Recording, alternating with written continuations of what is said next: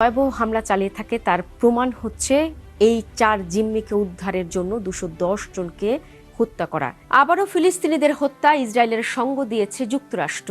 অভিযোগ উঠেছে গাজার নুসেরাত এলাকায় শনিবার 4 ইসরায়েলি বন্দীকে উদ্ধারের অভিযানে যুক্তরাষ্ট্র জড়িত ছিল।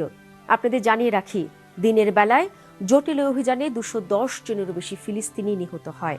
এটা গাজায় অন্যতম নৃশংস গণহত্যা হিসেবে অভিহিত করা হচ্ছে।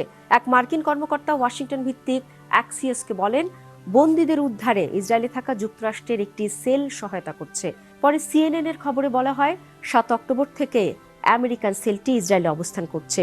এই সেল তথ্য সংগ্রহ করে ইসরায়েলকে সহায়তা করছে। শেকড় থেকে শিখরে।